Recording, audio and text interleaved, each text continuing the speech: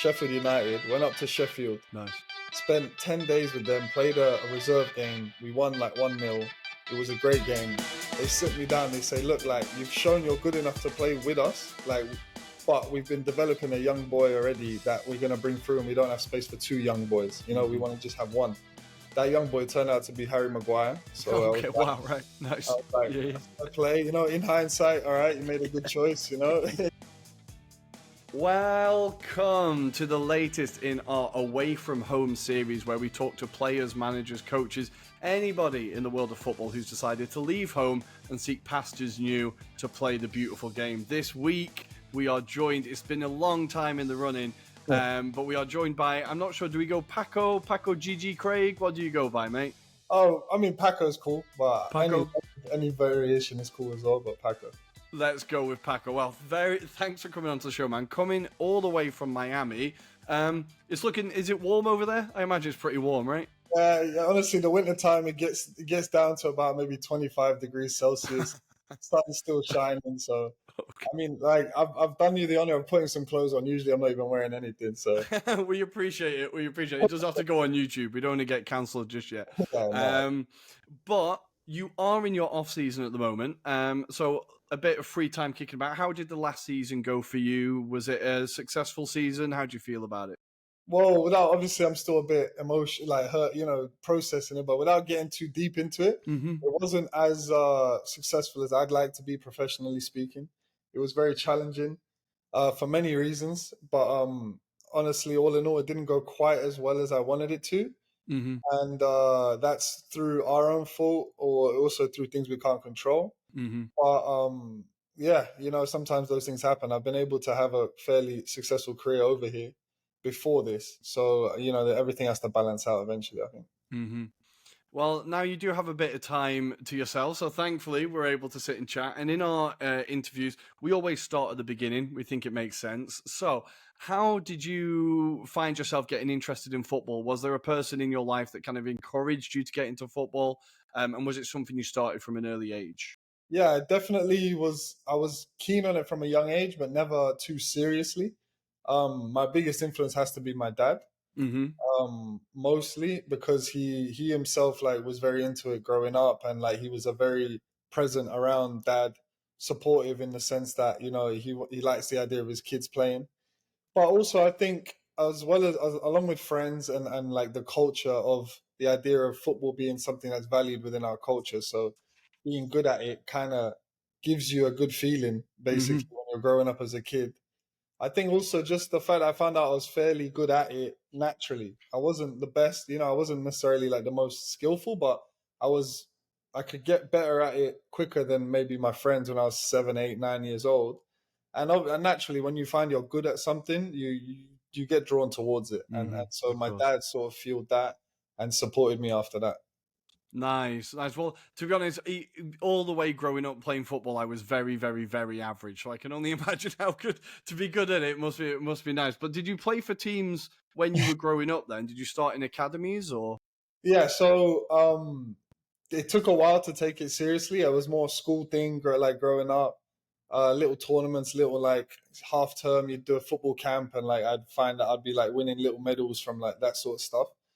But around 10 years old, I was playing I got selected for the district team, as you do in Nice. England. It's very regional. Mm-hmm. And then I was actually for the year above me in the district team, so that was like a good sign to me that maybe I was better than most. Then obviously from district, I went to county whilst playing for my secondary school. So I was like, okay, county is a fairly big deal as well. But then I was after year 9. I think in year 9, my school won the national cup. So Oh wow, nice. we actually went all the way and was like the best public school in England for football, which was huge. And after that is when I got an opportunity to first trial with Tottenham. Mm-hmm. I went on a 6-week trial with Tottenham when I was 13. And by the end of it, my team, the players thought I was good enough, but the team didn't pick me for one reason or Okay. another. No problem. And then I was a bit distraught for a while, but a friend of mine from playing in the high level in county and doing so well, who was at West Ham, asked West Ham for me to go join them. Nice. So I went to West Ham at under 14s level for a trial, but thankfully that one only lasted about a couple weeks until they and then they offered me a spot in the West Ham academy at the under 14s level, and then from then on, yeah, I went from West Ham 14s to the 16s, and then all the way up to under 18s as well, but didn't quite get a professional contract from them. Nice. Well, West Ham is kind of, as an Arsenal fan, I think you made the right decision. I think you made a lucky escape getting away from Spurs. But um, with with West Ham, it's obviously one of the most kind of famous academies within the UK. Like, created a lot of great players come through that system. How was it to be trained there? And was it a big step up when you got there? Did it feel like the kind of big time? This is the funny thing with me. Like, it's quite a unique experience for me. It definitely was top level. Like, the experience was amazing, and I'm very grateful because it gave me my education in Mm-hmm. football. Obviously, you kind of you take for granted how well you're treated at top academy when you're a kid, but the sessions were proper, the coaching was proper, like the facilities are all professional. You got top professionals walking around the change rooms and the cafeteria and that. So like the environment itself was definitely high level, and there was a lot of pressure to be perfect. Mm-hmm. But I owe all my abilities and all my, especially as a centre back, the fact that I'm more of a football player, I'm comfortable more on the ball than the average centre back. I owe all of that to West Ham. But I have to say, without like sounding smug or boasting too much. Like I had a father who's a 80s rock star. He's a very famous musician. Yeah. And so my whole life growing up, like I was never bothered by idolizing individuals, because I Mm-hmm. had my whole life I had people coming to my dad and sort of, stopping him in the Yeah. supermarket and Yeah. stuff. Yeah. Yeah. So in my mind, it was always a weird thing for me to view from this side. So whenever I was in for example, even in West Ham, like I think it was missed on me a bit how much of a famous place it is and what's Mm. happened there, purely because I had this experience of not necessarily being bothered about fame Yeah. or Yeah. celebrity or like legends, Yeah. because Yeah. everyone seemed normal to me. If my dad's supposed to be a legend, but he was a very humble, normal, Mm-hmm. and loving dad to me, then I thought everyone was equal. So Yeah. walking Yeah. into West Ham, like I owe it everything, but I think I took it for granted how sacred of a place it is. Well, we do need to say for listeners, so your dad was in the Culture Club, right? Yeah, Was the bassist of Culture yeah, Club, yeah. um, which is incredible, by the way. But so, was music ever an option for you as well? Was that ever a passion? Football too, yeah. So football, like I was a very odd, not odd kid, but I had the blessing of being given so many like avenues and passions to pursue Okay. that I wasn't that English kid who had posters of Beckham all over his wall and Hmm. just dreamed of football. Like I was someone who actually, preferably, like whilst at West Ham, I was playing the drums in a band as well Oh wow. myself. Okay. Nice. And with my brother, who's an excellent musician and still is to this day, we were writing music and playing gigs whilst I was like going to training at Wow. West Ham Okay. and playing matches for West Ham. So in my mind, I loved football and I really enjoyed it, but I had so many other passions, including music, that Hmm. I was kind of split, and that's not a good. I think in reflection, it didn't help me pick one and focus on Okay. it. I was very open to, for example, playing music Hmm. as my career. Like that's something I think to this day I have a hole missing in me because I don't perform music regularly. Okay. Wow. Write music, yeah. Yeah, yeah. So, but do you think? So you said there that you think maybe it shifted your focus away from football at times. But do you think it also might help you keep it in perspective at times as well? That it's not the because I feel like some people, including myself, at times football is the only thing that really matters, and it dictates my mood too much. The girlfriend would say. Do you think having other passions in your life at least helps keep it in perspective at times? Yes and no. I think I'm able to balance it better now as I'm a more like realized individual. So definitely it allowed me to have more of a personality, more of a Hmm. character. I was more rounded, as you say, so that I was a bit more able to maybe get a better experience of life as a whole. But as a kid growing up, I think it would have paid for me to be like even like mental visualization stuff. I'm big on the spiritual aspect of life, Okay. and I do believe in uh in manifesting through visualization in a sense.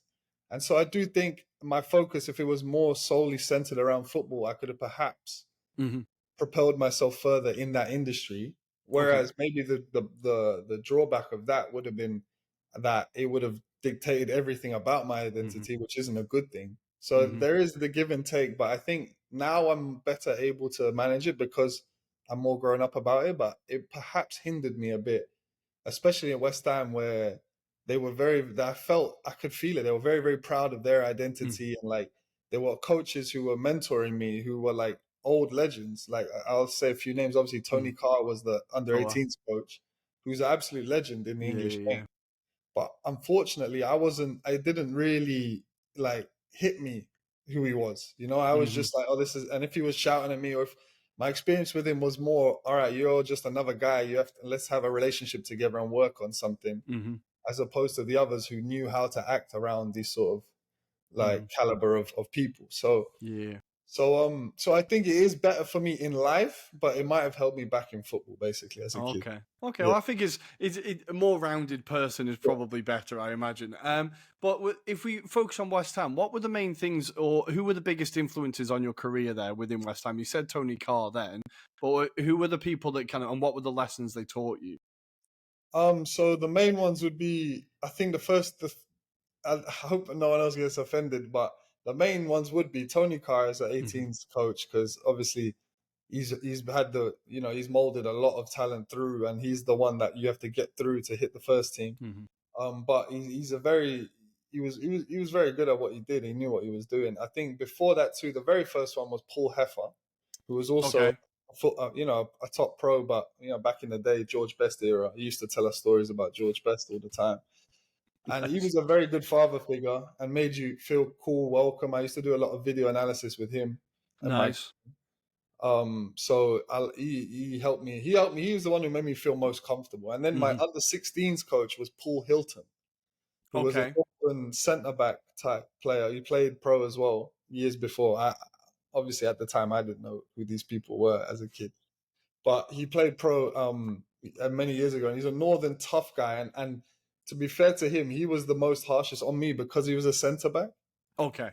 He would get at me 24/7, like non-stop, to the point where I was like so mad and so wound up that I have to prove to this guy I can do it. And so he got a lot out of me individually, one on one.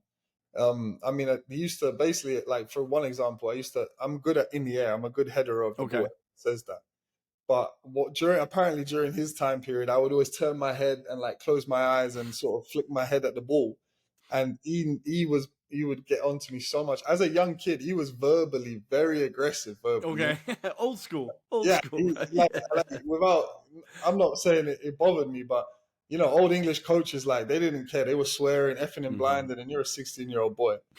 And to the point where, like, I was like, to show him, I would start heading my straight through the ball, and now like my head game is fantastic. Hmm.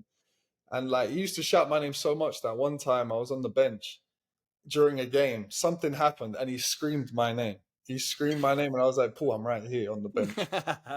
Like, don't worry, like, it's not me this time." But without him, I wouldn't have been where I am too. So Hmm. those three definitely helped me a lot. And yeah, in terms of coaches, yeah. Hmm. Very nice. And so once you kind of your journey ends at West Ham and you find yourself in the non-league in the UK, and you sign for Bishop Stortford, you make a few appearances for them, but then quite quickly you moved on to the US. How did you find playing in the non-league in the UK? I think it's a bit of a learning curve, and especially coming out of an academy straight into like grown men's football. Like, Yeah, how much of a learning curve was that? it was a huge learning curve, but the problem is obviously there's no mentor there to sort of talk you Mhm. through it. So there were many aspects of it that I took in full swing and was happy to do it. Like, I was always a fairly physical guy anyway, so aspects of the game itself I was comfortable with, even though I had coaches being like, "Don't," as a centre back, they're like, "We're not doing any of that playing out stuff, all right? So don't fanny around with it or anything." You know what I mean? Like, get Yeah, rid of get the rid of it. yeah, yeah, Yeah. just stay solid. Like, don't muck about. But because of my qualities, I was often played in holding midfield as well, which was nice. So I Okay, nice. as a midfielder a bit in the non-league level, and was able to stretch my legs a little bit in that space. But to tell you the truth, there's as a silver spoon academy boy, where you're used to trainings every twice a day, like crisp pitches, like style of play. It was not. It hits you really like a train, because even before that, psychologically, when you get released as a kid, like you said, and you still think that's your identity, you're completely lost. You feel like you're floating in the space, and you've got nothing to grab hold of. And so I actually was able to try and get to a championship team, funnily enough. Sheffield United, went up to Sheffield. Nice. Spent 10 days with them, played a reserve game. We won like 1-0. It was a great game. They sit me down. They say, look, like, you've shown you're good enough to play with us. But we've been developing a young boy already that we're going to bring through, and we don't have space for 2 young boys. We want to just have 1. That young boy turned out to be Harry Maguire. So okay, wow, right, nice. I was like, yeah. play, in hindsight, all right, you made a good choice, yeah. And then I went to a few other. I went to Stevenage, and I think they were League 2 at the time. And they said, you're good and that, but we need to bring you in pre-season. And as a kid hearing a League 2 team say, like, you need to come into pre-season in 8 weeks' time, like, it really didn't rub me right, unfortunately. My mental was off. Then another quick one, sorry to go into all of this. No, don't worry. I went to Gillingham in League 2. I went to Gillingham, spent a week with them, first team, played really well. Like, again, like, it is what it is, but it's not too far outside of London. I'm driving myself like an hour and a half there to go train. Big Akinfenwa was there. Nice. And so he was like, there was some nice characters in the locker room, good vibe. I was like, all right. They were 6th or 7th in the league at the time. I'm thinking maybe they hit playoffs, they get into League 1. So do great there. We played a reserve team game against it was that, not Dover, but it's that pilgrimage you go to out there in like there's a cathedral out there. Oh God, my UK geography is terrible, honestly. We played a low level team. Okay. Slapped them 6-0. I scored a header from a corner. I'm like, this is perfect. As a young kid, what more can I do? The coach and the assistant bring me in and say, look, you're quality, but the season's ending now. So like pre-season, we'll bring you in, and we'll put something together to sign you, but we have to wait till pre-season. I'm like, all right, sounds good. A few weeks went on, didn't hear anything from them. Find out myself from the papers and the news that they both got fired by the club. So like they're gone. And so I'm like, okay, great. So after 4 or 5 of these knocks, I'm playing with my locals old boys team from like school players. And from there, a guy was like, come play at Bishop Storford, because he was like, we can do something for you in the conference. It was actually Conference North, unfortunately, because they had a team dropped out and they were like the next team to move up into the Conference North. But I was like, look, like I'll do it. I'm okay with it. But bro, when you go there, the toughest thing as a young kid who was expecting to play in the Premier League is that 3 or 4 of the players genuinely have aspirations to move up. And then the rest of the team have this feeling of like, this is where we are, we're stuck here, or some of them are working other jobs. Yeah. And you're only training twice a week in the nighttime, and not everyone's showing up. And you're like, as a young kid, you're thinking like, is this it? You know what I mean? Is this it? So aspects of the game, I enjoyed learning because it was growing me up as a man and maturing, but the overall experience and feeling was like quite scary in terms of, I get a bad injury here, they're not going to look after me well, first of all. I've got no education. A lot of players here are joking like, mate, everyone says they're going to get out in a year or 2, but you're stuck here, and like they're just joking about it, and that was scary as a kid. Well, it must be hard to keep motivation there and self-belief as well, because as you said, there'd be a lot of players that came into that changing room feeling how you felt, and then after a couple of years, they just suddenly change and they find themselves accepting that that's where they are. Like, how did you maintain that motivation, that thing of like, okay, this isn't what I want. I appreciate this for what it is. I'm playing the game I love, but you still, as you said as well, training twice a week. you have to do a lot of work privately on your own, right, to maintain fitness as well. Yeah, absolutely. You should definitely be if you want to be serious about it. Mm-hmm. Ultimately for me, it's like I enjoyed the experience of the year, but because I was sort of, lining up other moves or doing something different, I had an okay mindset about it. But if I was to spend 2-3 years in it, I'm not sure how I would have reacted. I think Mm-hmm. ideally I'd like to think I would see those one or two guys that get out and take strength from that. But it's just such an unknown about what could happen that, I mean, I wouldn't have known. 1 year was all right though, so the season I spent there was good, and the good thing was we turned it around halfway through the year and started making a push to like winning again, and like that always helps. As soon as Mm-hmm. you have a positive environment and you feel good about it, you don't mind coming into work. Mm-hmm. Oh yeah, definitely. You need to have a bit of positivity. But do you think as well with the before we move on to like your move to the US, do you think that like when kids are released, because you're kids, right, 17, 18 years old, when they're released, should there be more done to help you adjust to that change and kind of maybe even before, like helping prepare kids that maybe you won't be here much longer, but we can help you kind of adjust before you find yourself in part-time football? Yeah, I've spent, obviously being one of the kids, I've spent a lot of time reflecting on that Mm-hmm. over my years, and hopefully in post playing if I'm a coach or involved in an academy, and it's a really tough one. It's a really tough one because you can't expect every single child to get hands-on like development work or mentorship Mm-hmm. because there's only so many coaches. There's thousands of kids. So I agree, yes, there definitely should be two things I'm thinking that should happen, at least that should become a bit better in English Academy. And one is overall focus on creating better human beings, not Okay. like footballers. Mm-hmm. So boys who can have the tools necessary to hopefully mature into men and to deal with life. Yeah. So that might be on a philosophical or spiritual sense. So it's not something English coaches, especially like 20 years ago when I was a kid Yeah. or before, are thinking about. They've never had an experience of that. But if academies could have a bit more of a wholesome development to the plan to what they do, hopefully kids would be just in a better place to deal with bad scenarios. Yeah. But second to that, I do think, yeah, they should be a bit more involved in, if they let a kid go, they should have a bit more involvement in what happens to them with regards to, they have a massive network surely, and so they can perhaps reach out more, do a bit more. Mm-hmm. They a lot of stuff was said to me, like when West Ham released me, they did say things like, look, if you need anything, let us know, or this and that, and like the words were good, but as a kid you don't even feel like reaching out, and No, they no, should no. sort of sense that and have something lined up already, like, look, like we're not going to take you, but this club is interested and they want Mm-hmm. to do something. I mean, a little bit more of those sort of things would be good. They did mention throughout my scholarship, they did mention, um, you know, be ready because only like, X amount of players really do get a pro.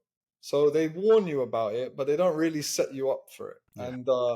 And it's not an easy thing. I've tried to contemplate it myself, and it's something that has shaped what I want my future to look like in terms of when I'm done playing, I would love Mm-hmm. to be part of an elite academy. Nice. But with more direction and focus on developing good human beings, Mm-hmm. or kids that have the tools necessary Mm. to help them navigate whatever happens. Because Yeah. even growing up and becoming super famous and getting paid millions as an 18-year-old is just as destabilizing. Yeah. So, Yeah. so yeah, I do think English Academy should work better now. But the problem is, there's just too many old schools still holding on Mm-hmm. to it. Like Yeah. many things, like all the old people, they're very set in their ways, and they're the ones that have the most control. And the network is still old, so it's going to take generations. I would, Yeah. I would think. Well, like I work as a teacher, and we're trying now to implement more kind of holistic education and Yeah, not just there you go. education in the classroom. It's more kind of like, yeah, being a good citizen, understanding yourself, mental health, stuff like that. And I think it's something that's definitely like over the last 5 years has been a bit more of a push, but there's definitely a long way to go yet. But I Yeah. think as long as people are aware of it and people want to do it, then we'll be able to continue doing it, I hope. But I think within football, especially, some of the stories that you hear, and I know football only reflects wider society, right? But yeah, we need to be raising better people. I think you're Yeah, right, just better people. But you do get an opportunity in the US, and you go to Young Harris yeah, College, right? yeah. So it's a scholarship, right? How did this opportunity come around? So obviously, my mom being a good mother, Okay. she actually was like panicking when I didn't get my pro and being like, even when I was at West Ham, she's just always like education, education. She tried to get me to do like A levels outside of with a Mm-hmm. tutor, outside like privately, like homeschooling A levels when that Okay. didn't work out great. But so she was like, "What about this opportunity to continue getting a degree for free, Mm-hmm. and you still get to play football at a good level?" Mm-hmm. And I was like, not for it in the beginning, but then spending that year in the non-league, you kind of it started sounding like a slightly better idea, especially if I was to go to a really top school. Like those experiences are pretty incredible, and like I mentioned earlier, I wasn't like this. I wasn't an English footballer who just lived and breathed football. I was a very like multicultural, Mm-hmm. open-minded, quite worldly guy from a young age, into many, many other things. And so an experience in American university just sounded really cool to me. Sounded really, really cool. So I was like, you know what? If I don't like it, I'll come back. I'll be Mm-hmm. like 21, 22, and like I'll just be doing what I'm doing now anyway. Mm-hmm. So what can I really lose apart from, a couple years in the non-league? And so I was like, yeah, let me go for it. But the funny story with that was I was actually lucky enough to get a full, it's called a full ride, so four Mm-hmm. years covered, from Syracuse, which Oh is a wow. top Okay. D1 Nice. school, very, very, very prestigious D1 school. Cost something like 55K a year to go to. Wow. Yeah, Okay. so I was like, yeah, like this is perfect for me. But the only issue with that, long story short, was you have to get it cleared by the NCAA as an athlete eligible, right? Yeah. and uh and people had hinted I went for an agency to contact the schools, and the agency hinted that I have to be careful about the expenses I was getting from West Ham, and the coach from Syracuse was also hinted, but they all just hinted, and I'm like, and I'm just a young kid, so when it came around to it, I basically I didn't lie about Okay. my expenses, because they weren't a lot in my mind. I Yeah. was like, I'm getting £500 a month, from Right. West. Right. Right. Right. And I'm like, that's not a pro wage. Like, I'm not a No. pro. I was still in school at the time. You're doing two days a week BTEC Yeah. at Yeah. West Ham. Yeah. So I was like, all right, this should be fine. But they flagged for them. They did a thorough investigation for months, making me prove all my bank statements, showing all my 2 years of West Ham bank statements, trying to cover everything as expenses. And like, I was panicking. I had to at that point. I had to do it. There's no way out of it, Yeah. because Yeah. they needed to find out all the info. They were calling up West Ham to like inquire and everything, and like it took a few months, and eventually they said I got paid $2,000 too much over the 2 years, and that I was considered a professional, like by 2 grand that was unaccounted for. Wasn't really true expenses. So, and then they said I couldn't go to Syracuse. So that was devastating. I was Damn. looking, I was really up for that, looking at all the courses they had, and like that really messed me up again. So there was just knockbacks after knockbacks, and then the same agency, he had a connection with this guy at Young Harris, and so he was like, look, like they're D2, they have different rules, so you're probably going to get cleared there. Okay. Do that for a year, maybe you can go to a D1 school after. And so I was like, look, I've already committed, but this was a whole different kettle of fish. This was like Damn. a tiny little school in the middle Okay. of Right. Georgia, in the rural Georgia mountains. Like a whole different experience. Like no one would have heard of Young Harris, whereas Syracuse, like everyone in America knows I Syracuse. know the college football team, right? I know the Exactly. Syracuse. Yeah. Yeah. Yeah. So basically, I went from probably going from one of the best schools in America to like to just some random little school in the woods of Georgia. But that, like, things might happen for a reason or whatever you might want to say, because when I got there, they had a Scottish coach and a London assistant coach from Oh Enfield. wow. Okay. So already I felt comfortable with the football side. And the team was pretty much all international. They recruited very well. They recruited a Irish boy. We had a couple English guys. One was from like a few of them were academies, but released like at 16. Okay.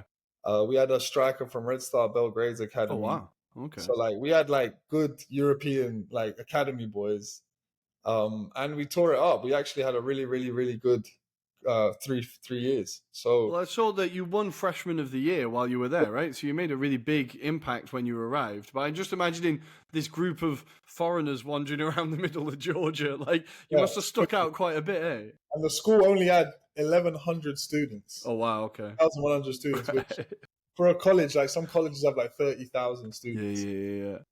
and everyone's on campus, and everyone's like these sort of like kind of it was a liberal arts school, so everyone's kind of these like nerdy like theater or outdoor type like Yeah. makers or like gardeners or theater studies or artists, Americans from high schools like around locally, and then Okay. the soccer team was like just this 20 international. That's So incredible. naturally, we were a bit of an attraction, and we had a nice pool on the campus. But like it was such a small, like humble school that there wasn't any crazy partying. It wasn't like we were the big dogs, like Yeah, yeah. around. It was really a peaceful, simple time because I found the Appalachian Mountains were quite beautiful actually. Wow. Yeah, it's Spent a beautiful lot around of there, time, right? yeah, spend a lot Yeah. of time on the lakes and finding waterfalls in the outdoors. Wow. And so like for me, it was actually the most transformative time to just take a rest, forget that football has to be who I am, Mm-hmm. and just relax about things and even let go of the idea of who I want to be. So I did Mm-hmm. the first 2 years of my college, I was like, I don't know what I'm gonna be, and that's fine because Yeah. I have my health. I get to enjoy football here. We're playing on good grass. We have good talent. Everything's covered, like housing and food. American school was easy as hell. Like Okay, nice. Yeah, well, that doesn't surprise me for some it was, reason. it was it's either super easy or really easy to cheat. So one or the Okay. other. Like either way, you were good to go. And so like I had no worries, and so I spent 2 years like forgetting about everything Mm, and really just falling in love with things again, including wow. football. That's incredible. I want to very quickly talk about the NCAA because it's a topic that's kind of fascinating me a little bit because I like American sports. I like watching American football. I like watching baseball and I like watching college sports. And I know that they're like, to me, it seems like a criminal organization at what they're getting away with because they are making billions of dollars off the back of athletes, but the athletes aren't allowed to receive a pair of trainers in return, right? Like Yeah. it is crazy the rules there. Like, and obviously you having to jump through the hoops. Did you know much before you got involved with them? Like, was it a real nightmare? I had no clue. Like, yeah, because to me, obviously, I felt like obviously I'm clearly not a professional because I didn't Yeah, get a pro yeah. contract, and so by my definition, I was clean. But they have their own policy, their own like code of conduct, and like it was very very frustrating because it was so unaligned with what I understood and knew, and they operate like cold heartedly. You know what I Mm-hmm. mean? Operate very cold heartedly, and I agree with you. Unfortunately, like most massive corporations in America, they are pretty rotten to their core. Mm-hmm. And the corruption. I mean, even things like when you hear like last 5 years or so, big coaches. Every now and then, when a coach like you know does something wrong, they bring out all these old like allegations of Mm-hmm. money that they've been like paying to players and things like that. But they probably have those sort of stuff on everyone, Yeah, and yeah. just like when it's convenient, they can just hang one out to dry. Wheel it out. Yeah, yeah. You know what I mean? But like, I think they're all doing it. It's Mm-hmm. extremely corrupt, like Yeah. most multi-leveled and high financial type industries with loads of money. But thankfully, recently they've actually changed the law. I think this year was the first year or last year. Mm-hmm. They actually changed the law now, so athletes are allowed to make money off their own back Oh wow. independently.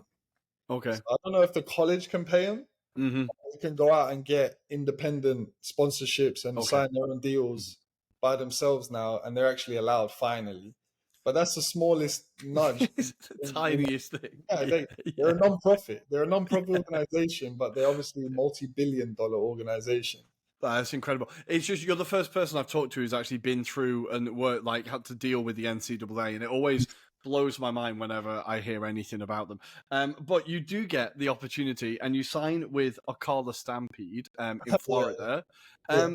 So how was the level when you arrived? Was it kind of was it lower? Was it what you expected? Like compare it to non-league in the UK? Oh yeah, it's not. Yeah, yeah, no, it's not quite like conference or conference north or south. It wouldn't be like that at all. It's more a case of talented college boys who do want to play football when they're done with college, and so are able to get themselves out in the shop window again. Hmm. So every team has their own setup and organization. Some are better than others. A lot of kids don't spend the whole summer with them, so they can have some holidays. But the idea is basically to keep playing, to showcase a little bit more of your skills. So it was quite semi-professional. There's good talent there. Most of the teams that succeed in like the type playoff type structure after the little mini conference you play are usually just the ones that are able to hold on to their players the longest, more than any. Hmm. So it's more a case of getting to basically showcase a bit of your talent. But it's yeah, you depending on your setup, it can be quite professional, but it's very like random, and Hmm. it's more just yeah, I wouldn't call it anything special. The good thing with Ocala is we did well 2 years in a row because we had a few good players and also players who knew each other. So we actually already were on the same page, and we got to the semi-final of the whole thing, so the national type competition twice in a row. Wow. And at that, when you reach there, you're playing against like MLS 23s, Hmm. and so those are times where you're like, okay, like this is good exposure, you know. Yeah, yeah, yeah. So it was really more a case of trying to get to a place where other coaches can hear about you or see you more. So if you have a good Hmm. college career, you have a good PDL, you keep buzzing, you know, you keep pushing that button of like, yeah, I'm here, I'm good, I'm proving I'm good all the time, basically. Hmm. Nice. And you do get your move to Louisville City, right? Yeah, Louisville City, yeah, where you go on to make nearly 100 appearances. yeah, It feels like, and you also won the USL Cup while you were there. Like, yeah, that's a really successful first, like, would you say that's the first real club in America that you played for where you feel like, okay, this yeah, is definitely. soccer? Definitely. Outside of the wage I was getting paid, it was definitely my professional team. Okay. And it was funny. I got there eventually after about 6 or 7 MLS trials and USL trials already, and it was the last one. And after I was like, if this one don't work, I'll just go back home and go Okay. back to conference and see what happens. But a couple of my old school mates, college teammates, played for that team, so they kind of gave me the hookup to join preseason. And when I arrived and luckily got through the preseason and signed, like it was very quick to me that I realized I was with like a very, very intense, high achieving environment. So like Okay. our coach, like the success of Louisville was like largely to do with the coach James O'Connor. And again, like I said, it's a professional team, a professional league. I wasn't getting paid a lot, but I knew when I was part of this group that at least they were very, very serious about what we're doing. And that would help me grow a lot. So it definitely was my first proper environment as an adult. And due to many of the things that James O'Connor was able to put in place there and set a culture about, we had a lot of consistent success, Nice. which was amazing. So like, you know, I got 6 or 7 like maybes and no's to teams, but then right at the end, I joined a team that like was had the best opportunity for success more than all of the others. So I Mhm. got very lucky, you know. Again, like things happen for a reason. But I was very lucky to join this team because from the first year they'd always there or thereabouts in terms of Mhm. winning. Nice. And you talked about the culture that he set. Like, was it kind of what type of football were you trying to play? Was it like you were trying to play football and it was we've talked about holistic. Like, was it that kind of approach to the club? No, it was actually quite old school. He's an Irish boy. Okay. He Right. played for represented Ireland in national team. He's played for Mhm. Stoke, West Brom, so he's played in the Premier, Okay. but he's older and he's old Irish, old school. So it was actually an old school approach, but something I was used to, Yeah, yeah, yeah. especially for coming from England. And it was like the hardest preseason you could ever imagine. Like honestly, every day waking up thinking this is the last day I'm gonna make it, like something's gonna break down type preseason. But then also consistently forcing everyone to put the team first besides their ego. Signing, but and also he was very, very meticulous in bringing the right characters in, characters who did put the team first in Mhm. immediately, and then just reinforced the how interconnected everyone is. So whether you've got individual goals or not, the only way to get your individual goals is to help the team achieve the team goal and put the team first. And then he absolutely ground us down with fitness so that we were like the toughest guys psychologically and Hmm. physically. And so we weren't necessarily the best footballing team at all. And we had a good style, and most of the time our success was three at the back, 3-3-4-3 or 3-5-2. But we weren't the best footballing team. We were just the hardest guys to come against and beat, and the most connected and together. We had a Nice. really, really tight knit family. Like a lot of those teammates, I can genuinely call brothers. Hmm. But sometimes because of the hardship that James put us through, even our own coach put us through, deliberately Hmm. to then create these bonds and connections. And so the culture was all over it. And also the ownership was very invested and around and like putting their hand, like we would see the owner quite regularly. And so it was a very tight knit community that was able to put the team first and then also was set up to be very, very horrible to play against, Okay. essentially. And that most of the time when it's like the 80th minute, and the other team starts flagging or breaking down, or it's been a long season, so and some of the other teams like aren't in a great position in the playoffs, so like the individuals are starting to be more individual. We always had team players, and so Nice. that always helped us prevail. And through that, we gained a reputation, and they have an incredible track record of success. Well, it does sound like playing against Stoke City. I'll be honest. It Yeah, sounds like playing against Stoke City. yeah, yeah. So I that's mean, we good. get some nice goals too every now and then. But other than that, like you just wouldn't get. We were a brick wall. Nice. I like that. I like that. And as you said, you managed to retain, not only win, but you managed to retain the cup. Yeah. So you said like it was a hard to beat team. Do you think that lends itself to cup football that you just know in one-off competitions, Oh like no, we are gonna get past this side? definitely. So when it comes to the playoffs, you obviously want to win the conference, Hmm. and we didn't always do that. But as an Englishman, you want to win the league Yeah. because that's what I care about the most. Like the cup is the cup, like anything can Hmm. happen. But absolutely, like we weren't always number one in the conference. But as soon as it was time to be like win or go home, like there was a switch that was flipped for us. Absolutely, and like I said, even if no matter what came, like bad referee decisions or bad luck in the game, like our collective mental toughness definitely held the pressure of a win or go home situation a Hmm. like better, and that's definitely what helped us prevail in the playoffs. Nice. And again, you found yourself in the USL All League first team, second in Defender of the Year. Like, did you feel like your football was going really well at this point? You're like, I Yeah, found a home, absolutely, right? man. Yeah, like in my mind, I was like, do really a lot of the MLS teams, first of all, would tell me, you look good, you look like you're good enough for us, but we need to see you play a little bit. So after 3 years of being in Louisville, we finished my first year. I'm in the All League second team, and we finished in the Eastern Conference final. My second year, we win the whole thing, and I'm in the first team, and I'm up for Defender of the Year. My third year, we win the whole thing. I'm on the first team, and I'm up for Defender of the Year. I'm like, What more do you need? yeah, Yeah, seriously, yeah, obviously. yeah. So I kept knocking on the door of the MLS through my agents, through Hmm. whatever I could, and for one reason or another, without being too sour about it, Yeah, I think like the main basically they were like, look, you need a green card. You're going to take up an international spot, and we yeah, don't want to yeah. use an international spot on you. It's very difficult for someone like you to get a spot. That's basically what I was hearing Hmm.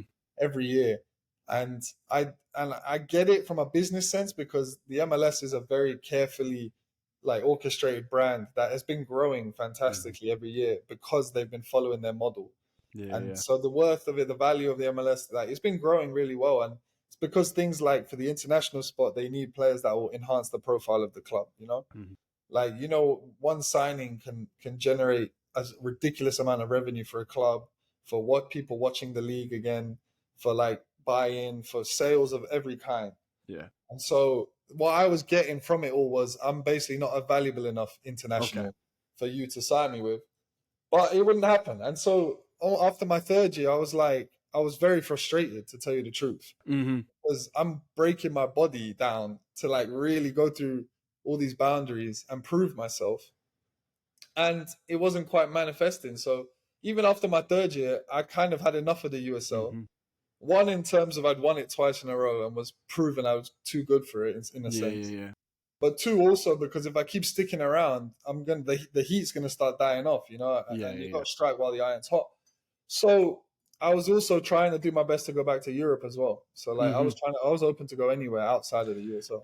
Well, you found yourself at Wycombe Wanderers, right? And you were on trial at Wycombe, but then I think COVID got in the way, right? It was just really bad timing. Yeah, again, like I don't want to keep dragging on about stories, but first of all, I actually had an opportunity at QPR. Okay. And so after December season, November the season ends, 2019, I had an opportunity to go straight in maybe December time or November time, with QPR. So I was like, this is great. Like, Yeah. finish the season. We got to the conference, we got to the championship game again in 2019, but didn't win. And I was like, all right, that's it. I'm done. Like, I'm done with the USL. Like, how many more times I try and do this? So I was, and also QPR, like championship, like that's an opportunity I would drop a lot of things Mm-hmm. for. So I went there. I got in kind of on a favor. So it wasn't like they Okay. were looking for a centre back. I got in more on a favor because I was able to get in touch with Mike Warburton's agent. So Mark brought me in, and it was more like, yeah, he'll be with us for a week. We'll see. Like, he's just joining us for a while. We'll see how he does. Like, and whatever. But after that 5 days, I'd made such an impression that Warburton was like, hang on a minute, like, let's keep him around for a bit. Mm-hmm. And so that week turned actually into 5 weeks, and 2 or 3 under 23s matches to try and prove myself. And like, they weren't looking for a centre back, but to my knowledge, Warburton was trying to loan out the young centre back they had so that he could play, because he wasn't playing at all, and sort of keep me as a true, like, emergency centre back on the bench on the cheap, because I was free agent. And I was definitely not going to ask for the wage that QPR players are going to ask for. Right. Like, even $2,000 a week would have been the best wage I've ever had. Yeah. In the championship, for example. So he was trying to do something for me, and eventually, I think he said the board were like, "There's no, like, we don't see the value in it. We're looking at other targets, like young top pros that are young that we can loan in." And for whatever reason, it didn't happen. But what I had was 5 fantastic weeks at QPR, and that was probably the happiest experience I've ever had, because I was holding my own with the locker room. I'd gained the respect of the players. Like the likes of Eze Eberici was still there before.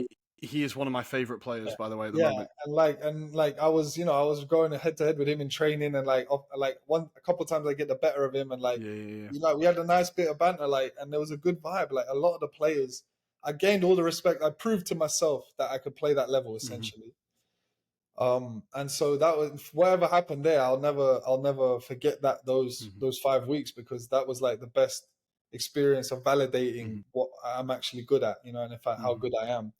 And then he was the one who actually helped me go to Wycombe. He was the one who, okay. Yeah, of course. He came from Wycombe, right? So he had to go there. So I was like, so he definitely saw something in me and helped me out. So fair play to him.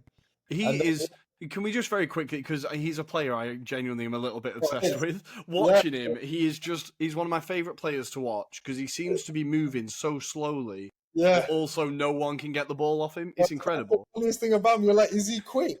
But then he's so elegant and smooth. He glides past people. Like, he has such a gliding motion about him, and he's just technically brilliant as well. Yeah. And not only that, he's one of the nicest human beings. He's a good guy. He's been set back way more times than me in his youth career, and he's kept at it, and he's kept a really positive, like, good attitude. So he, like, on and off the pitch, he's a top guy, and all I ever want to see is him. Every time he's on the score sheet now for Palace, I'm buzzing. Like, anytime he's contributing. But I absolutely love him. I love him. Yeah, technically brilliant. My favorite thing though about these sort of players as well is, like, he does give the ball away sometimes. He does make mistakes sometimes, But like, you can see in his head it doesn't affect him. Next time he goes again, he's brand new and he tries again. Everything is like such an open, let's see what can happen type moment for him, regardless of how he's performing. No, I absolutely. I really hope he ends up at Arsenal. Like, regular listeners of the podcast will know, I am very pro Arsenal getting him off Palace. You're wearing, bro. I'm still. Well, we're playing now, I need it just in case. Yeah, put it on the TV too, but I have to admit, I'm a North Londoner, but I'm a Chelsea man. Oh, okay. Well, I was afraid you were going to say Spurs. At least it's not Spurs. At least it's not Spurs. That's fine. I'm in West London, so he didn't really do much. Yeah. I like it. Well, after Wycombe Wanderers, you do find yourself back in Miami, so you're now in the same city as, of course, Lionel Messi, who arrived No, maybe in the MLS. I was here first. Yeah, of course. Yeah, he's in the same city as you. Sorry. Yeah. No, that's fair. But playing for Miami FC in the USL Championship this time, right? So it's the level higher, Yeah. and it's something that we've kind of on the podcast we've tried to cover a little bit. But could you tell our listeners about how it works and the fact that like I've seen articles where they've kind of tried to push promotion relegation in America. Like, do Mhm. you think this is something that's feasible? Because I know to the American mind, it just kind of blows their mind a little bit. Yeah, so it's actually very, very feasible, which is really exciting. I'd Mm-hmm. say the USL Championship was the same USL I was playing in before. It just got Mm-hmm. rebranded, and then they added the leagues below it. Okay. So 100% the MLS is never gonna do promotion relegation. The Right. MLS is like the NBA. Yeah. Its Yeah. aspiration is to be NFL, NBA, MLB, Yeah. and it's just a locked-in ownership run, like money machine that just keeps generating more money. And fair play to them, they're doing well. But the USL, which was mostly chairmaned by an English guy, I can't remember his name, but he brought a very English touch and feel to the USL. Okay. They actually have aspirations to, once League One and even League Two are more established, within the USL, they're going to vote, the owners are going to vote that within the USL there will be promotion relegation. So the vote is actually happening this year to start rolling it out, to start Nice. a variation of it where I think League One teams can get promoted to the Championship. And that's how they'll start it. But then once the leagues are kind of set, like 20, like 30 teams each league, then once they're locked in, I think they are going to implement promotion relegation within the USL. And that's actually really exciting. And for someone who spent 7 years in the USL, or at least give or take, apart from the year off I took, it is like I've actually genuinely seen progression and growth in the league massively. Like things like stadiums are getting built every year. There's 2 or 3 announcements for new stadiums to be built in this league. Is a bit more money trickling down, slowly. There's more investment into it. There's more outside professionals buying into it over the years. So, like the growth of the USL has been right before my eyes as a professional, and that's what excites me the most as well. When I hear this ambition from them, it just sort of confirms that they are very ambitious to try and be on the world stage in terms of recognized in international football, as opposed to just following an American model that will make money for the owners, like there could well be promotion relegation in America, and it'll be in the USL first. That is really exciting. And I think it's something that, like, especially with, this whole welcome to Wrexham thing and, like, the Americans kind of seeing this story bottom to the top kind of thing in theory, right? I think it could be something that could really capture the imagination beyond the MLS and be like, because it does add more drama to the end of a season. Like, rather than in the NFL, like, I follow the Chicago Bears. They're terrible. They've had a terrible start. Now the season doesn't matter, right? Like, and in the MLS, it's the same. Do you think it will cause more interest and people they won't just follow the top teams? They will get kind of encaptured by the lower teams as well. I think not only more interest, but it's gonna have like a longer span of interest. I think because, as you say, like I'm in Miami here. They have 3 major sports here: the NBA, NFL, and MLB. And all it is just like you said, if they're not performing well that year, no one goes. And the stadium's empty. And it's like, we'll just wait and see if next year. And then they basically wait till the team's hot again. And then there is a massive amount of support. But the fans are there. So like I think what it will do is keep it consistent to where like you have to go every game because every single win, every point matters because you don't want to get relegated. And I think the one of the best things the USL has done, if you notice, is the majority of their teams are outside of the major cities. A majority of their teams are in like the middle cities, the slightly smaller towns. And what that does, especially in Louisville didn't have a professional club in Louisville. They had their good college system. They had a really good college school, but they didn't have no professional team. And so being the only professional team in the town, you already had a very cult community following. So not only do you have, like, they've been very careful in making sure that these towns that they open up new teams in are more like community based and not necessarily saturated already. Yeah, like yeah, the yeah. Miami unfortunately Hmm. is, then first of all you have the community bought in already. You have a massive fan base, and then if you add in promotion relegation, they're going to be gagging every week, Yeah, yeah, surely. yeah, So, yeah, yeah. so I do agree it will create more buy-in, but more like consistent buy-in, because Hmm. obviously all a team needs to do is win here, and then everyone's bought in all of a Yeah, sudden, you know. yeah, yeah. So it will Well, just yeah. keep that. It will just keep that, maintain that level, Mhm. basically. Yeah. Nice. Hope. And so within Miami, obviously the city's going through a real football moment Yeah. with Messi arriving, of course. But how is the project at Miami FC going? Is there a connection with the MLS club? Is there like a partnership there? Is there, or is it just two very separate things? Like, Yeah, I think so. First of all, our owner started this club like before Inter was even a thing. okay, So we were the first soccer team here, hmm, professional. And I think because of our owner's like vision and mentality, he's resented first of all the American model. So he okay, could have he made his team, and then the MLS offered him to buy into the MLS, and he actually like kind of rightfully so. He's a proud Italian man, which I respect, as good we work. do. Yeah. And he kind of said no, like that's not right. We should get promoted into it. Like I have my club, and if I'm not in your league, like I'm gonna just stay in mine and do my own thing. Wow. And so that sort of permeated the attitude of the club throughout, in response to collaborating with Inter. There's Yeah, no yeah. collaboration at all. We really are focused on doing our own thing. Nice. We play them in the cup, which is nice, the Open Cup, which is Good. 2 years in a row, and like that's just an excellent vibe. It does have the vibe of like we're like a small team playing a Yeah. Premier League team, but that's great experience for us as well, and also Well, it's great. also a derby, right? Yeah, It's also a exactly. derby. Yeah. Exactly. And there we'll easily get like 15, 20,000 fans to that game. Nice. Whereas we don't really get as many fans anymore because of Mhm. there's just way too much to do in Miami, man. Well, yeah, I can imagine It's it's not a crazy, man. quiet So place, right? yeah, It's not a quiet place. exactly, exactly. Yeah. Yeah, people would rather be in a penthouse or at a yacht on a yacht party or like in a club, or Hmm. the amount of celebrities that come here and perform, and the events that are going on every single day here is insane. Wow. It blew me away. So yeah, no, basically we've kept ourselves quite Hmm. separate, independent, and operate as such Yeah. like that. We worry about ourselves. Nice. But you're enjoying the project in Miami. You're enjoying your football. It's a good place to be. Yeah, I don't wanna speak too much on it because Okay. I'm in the process of of potentially like maybe staying, maybe going at the moment. Okay. Okay. But I will say that I've had the greatest life experience here. Hmm. I've really, really enjoyed my time in Miami. I wish I like if I could stay here, I would. Hmm.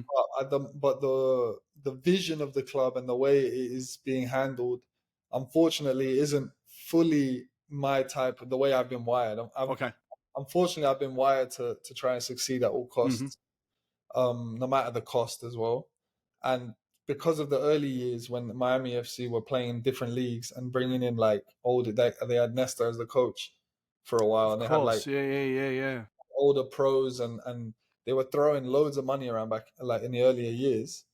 I think they've had to scale down and manage that financially to make Mhm. sense, to make Yeah. it viable as an asset on the owner's portfolio. So unfortunately, our visions aren't fully aligned, the clubs and mine. It's still a wonderful club to be in and a lovely place to live. Hmm. And so potentially might not be here next year, but Okay. only because they have a specific vision and it doesn't particularly align with perhaps what my goals are That's at fair. the It moment. happens, and it happens in football more than most other places. I think it happens fairly regularly. Well, Paco, I want to say thank you for your time. It's been a fascinating chat. Before we go, we have some questions that we always ask our guests. Oh, sick. Just some quick fire questions. So, um, first one: the best player you've played with. In a game or in training? You choose, however you want to interpret it.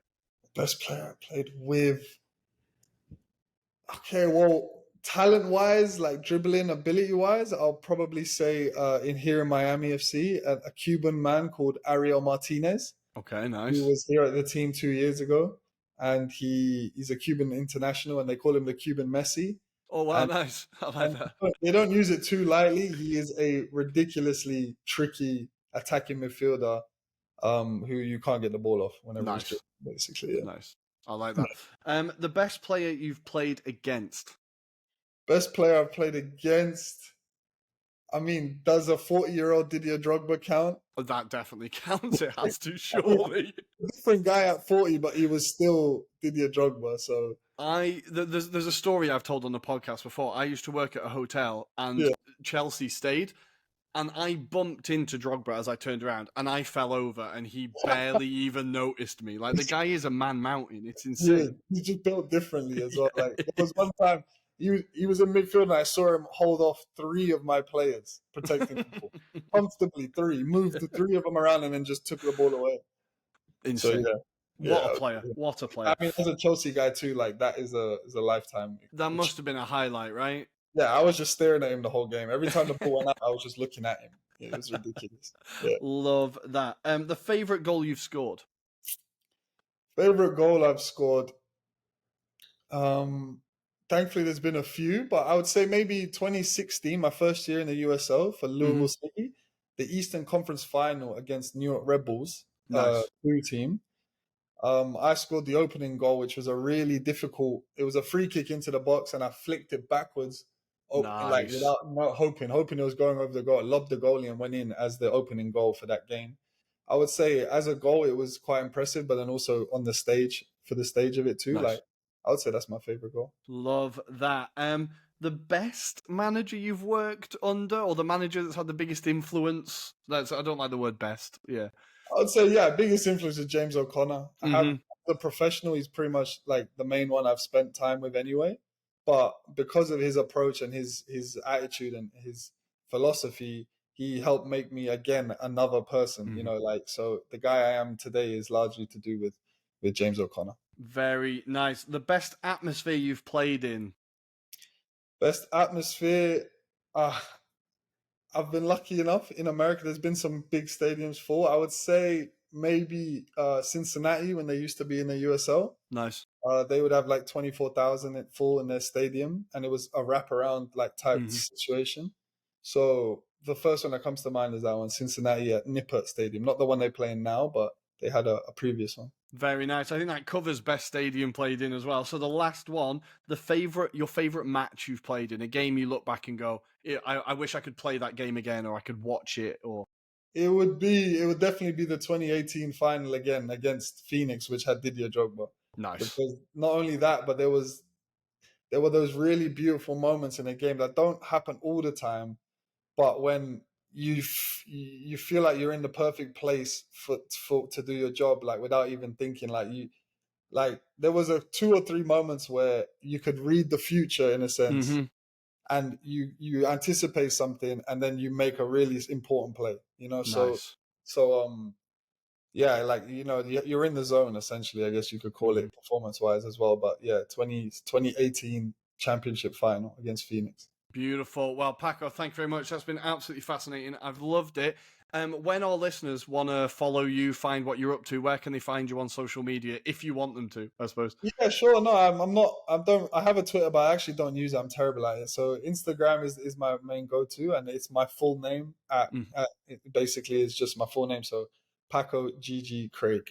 Beautiful. Well, best of luck in whatever you do next. I'm sure we'll be in touch, and hopefully we'll have you on again in the future. Thank you very much, mate. Thank you for having me, man. I appreciate it all, and yeah, hopefully I'd love to be back. So thank you so much. Beautiful. Thank you very much. We'll see you again.